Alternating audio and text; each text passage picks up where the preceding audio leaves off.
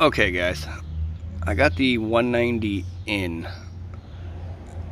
It was pretty simple actually. If you're going to do this swap into a Hellcat, all you really got to do is on your Hellcat, take the stator wire, the actual plug off of your original motor, snip it off to where you have enough wire left, and cut the plug off of the 190. Just color match it, solder it together, plug it in, and you're good. You don't have to change the rectifier in the back or nothing. That's all you got to do. Simply wire it on, or solder the plug on, and color match it. But the problem I'm having now is that there's a issue with the, I'm assuming, the clutch in this motor. Granted, yes, it's brand new, but I have an issue. One, it's real hard to push it forward or backwards in neutral, which obviously it shouldn't be. It's almost like somebody's hanging onto the back of it.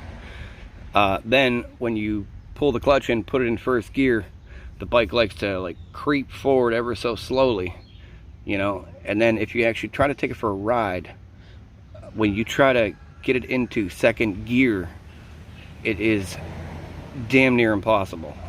You know, like shifting it into second is basically impossible. You know, it is way too hard to shift.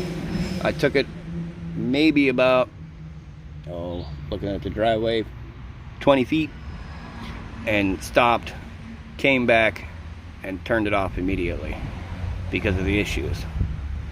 You know, now I know that if the clutch isn't fully disengaging, you know, it's going to be real hard to shift, and like I'll get a lot of the issue that I have now, pretty much everything really. But I had to order the socket to take apart the clutch basket to take a look and see what's going on, which, you know, it's going to be like 4 days, well, 3 days now until I get that.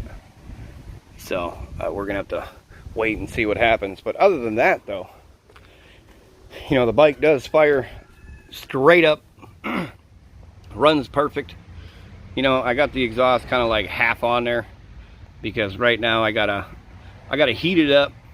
Once I heat it up, you know, tighten it up more to smash the copper gaskets. Then I'm going to put another copper gasket in there, which will bring the front down. Then I can bring the back up and mount the back like it's supposed to be. You know, but right now, obviously, I just stuck it on there because I wanted to take it for a test drive. And as you can tell, it's just hitting on the corner starter bolt, which is why we need the other gasket. And like I said, straighten it back out, yada yada yada. But as you can see, got plenty of ground clearance, you know, so that's not going to be an issue. But it's not very loud, which is nice. I like that fact. But you know, as far as like the motor starting and stuff, you know, this thing fires up and runs beautifully.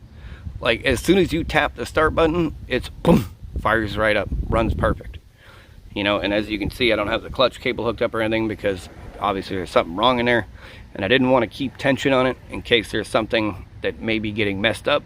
So I just disconnected it for now, and it's going to be time to tear this side cover off, take the clutch basket off, and see if I can see anything.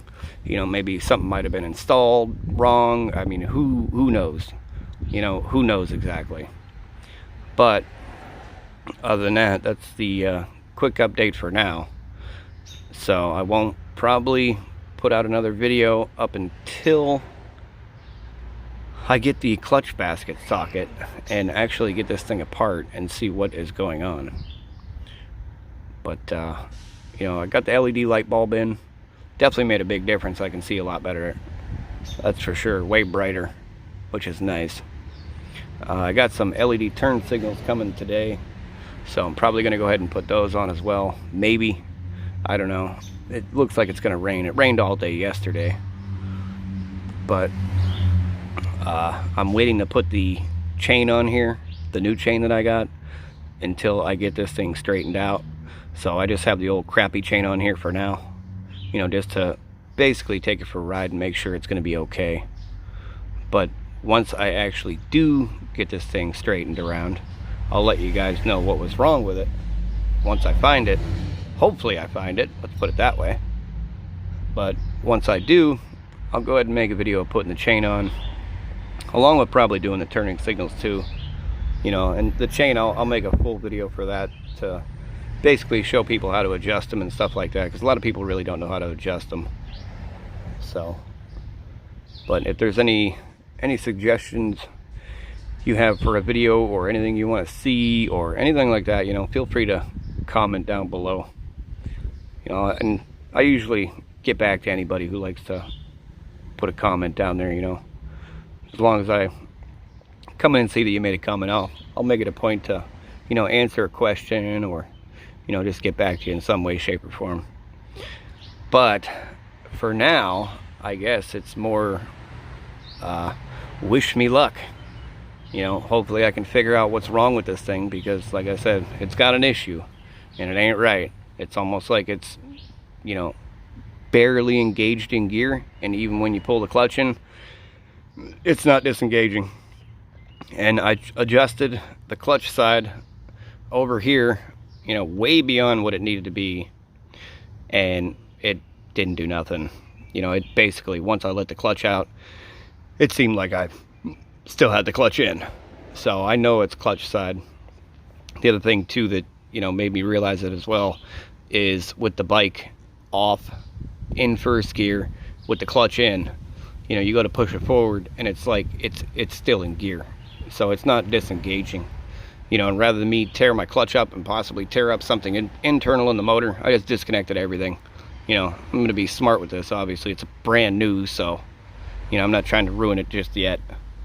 I'd like to at least ruin it with the throttle, you know, whipping the crap out of it, which I'll probably be whipping the crap out of this thing once I figure this out.